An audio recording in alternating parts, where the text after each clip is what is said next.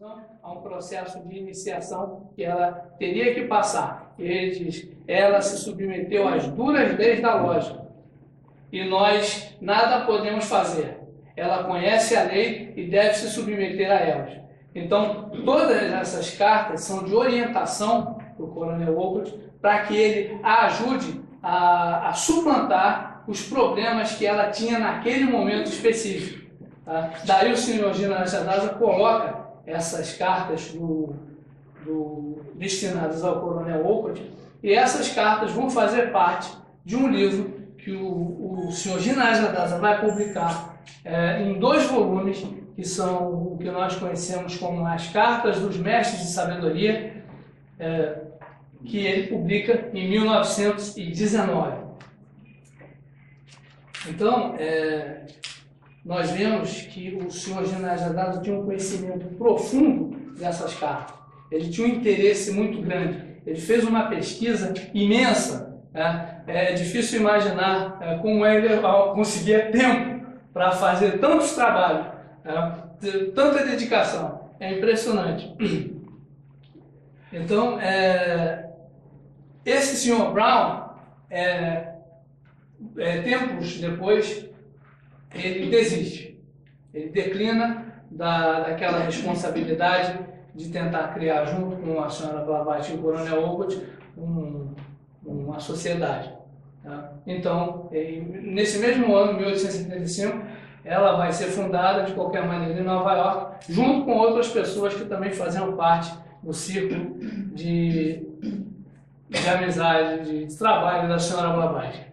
Depois o senhor Ginásio Adasa faz dentro dessas cartas para o Coronel Wolcott, e há uma carta do Rishi Agastya, que foi um mestre que auxiliou muito a HPB na época em que ela escrevia Isis Sembel.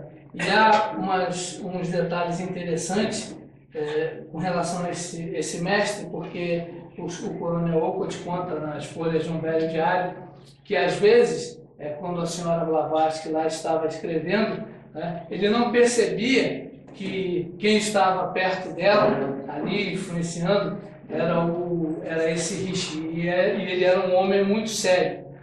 Então, dada essa proximidade, as feições da senhora Blavatsky se transformavam, ela ficava mais séria, mais compenetrada, e houve uma ocasião em que ele disse que fez uma brincadeira com relação a um lápis, e quando ele olhou para ela, percebeu que ela estava sob a influência de um outro alguém, e ele ficou muito, digamos, sem graça, como diríamos hoje. Então, depois dessa série de cartas, o senhor Ginásio Adasa coloca efetivamente, então, aquelas cartas para o senhor Sim e o senhor Hume. Em 1881, 2 ingleses muito inteligentes ingressaram na Sociedade Teosófica. Um era o senhor Alfred Percy Sinnett, um jornalista, e o outro era o senhor Alan Octavian Hume. O senhor Sinnett era editor do Pioneer. O Pioneer era o jornal, o maior jornal britânico em termos de circulação na Índia. E o senhor Hume era um alto funcionário do governo britânico que trabalhava na Índia naquela época. Então, esses dois entraram na Sociedade Teosófica, motivados por aqueles então famosos no momento fenômenos que a senhora Blavatsky produzia e que eram motivo de grande interesse das pessoas, e muita gente entrou para a Sociedade Teosófica naquela época, motivada pelo interesse que esses fenômenos provocavam. Então, esses dois interessados em ir mais fundo naqueles fenômenos, porque eles aconteciam, quais eram os motivos que estavam por trás deles, ficam sabendo, através de uma amizade que travaram com a senhora Blavatsky, da existência desses mestres. Então, eles se interessam e querem, pedem à senhora Blavatsky que consiga com que os mestres correspondessem com ele, que trocassem informações, enfim. E com a anuência dos mestres, começa então a troca de cartas. E o Sinet, como era um homem muito inteligente, né, logo começa a ser modificado pela filosofia, pelos ensinamentos, pelo conteúdo que as cartas trazem para ele. Já o senhor Hume, pelo contrário, e diz o senhor Ginarajadasa que ele deixou-se, de certa forma, cegar pelo intelecto. Ele era um homem extremamente intelectual, crítico, né? E, portanto, o senhor Ginarajadasa diz que ele não conseguiu perceber o benefício que as cartas poderiam proporcionar a ele.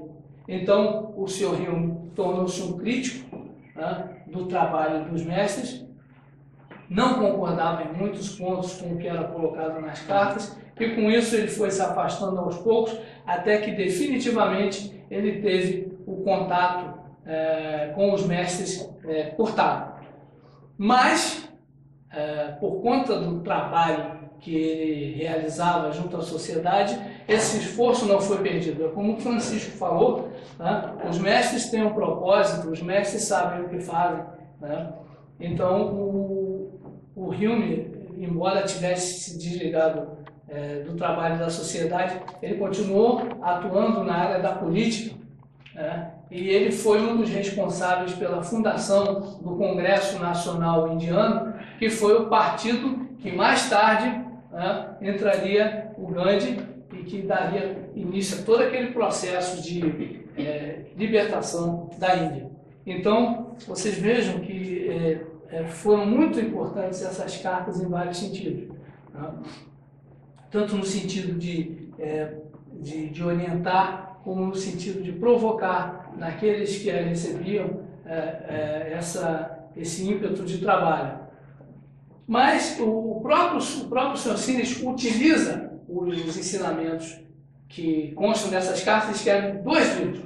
Tá? Um foi o Mundo Oculto e o outro foi o Budismo Esotérico, que o Ginarajadasa considera, sob todos os aspectos, uma obra notável, tá? Que mostra a capacidade do Sr. Sinet de congregar assuntos num todo coerente. Porque ele diz, os assuntos nas cartas estão todos espalhados, né? E o Sinet teve a grande habilidade de reuni-los e formar um todo coerente, que é o budismo esotérico. Então, o Ginarajadasa, nesse assunto, o Sr. Gina elogia muito o Sinet. Então, nessa época, por ordem dos Mahatmas, todas as cartas eram copiadas. Elas eram copiadas e mandadas para um comitê chamado Comitê Literário de Adyar, do qual faziam parte a senhora Blavatsky, o Damodar e o senhor Subahal, né? Então, esse comitê recebia as cartas e ele decidia a quem seriam entregues as cópias dessas cartas, né? Porque muitas essas cartas que tinham ensinamentos, elas eram distribuídas para aqueles teósofos mais dedicados, né? Então, essa comissão avaliava a quem deveriam ser entregues as cópias, e então as pessoas recebiam cópias, né? Então, utilizando de algumas cópias que o Ginarajadasa recebeu em parte do Leadbeater, do Sr. Leadbeater, porque essa estadia que o Ginarajadasa teve, tanto na casa do Sr. Sinet, tempos depois, quanto na casa do Sr. Leadbeater, foi muito importante, porque ele viu esses manuscritos lá, ele viu essas cartas manuscritas. Então, o Sr. Sinet, o Sr. Ginarajadasa conta que o Sr. Leadbeater tinha um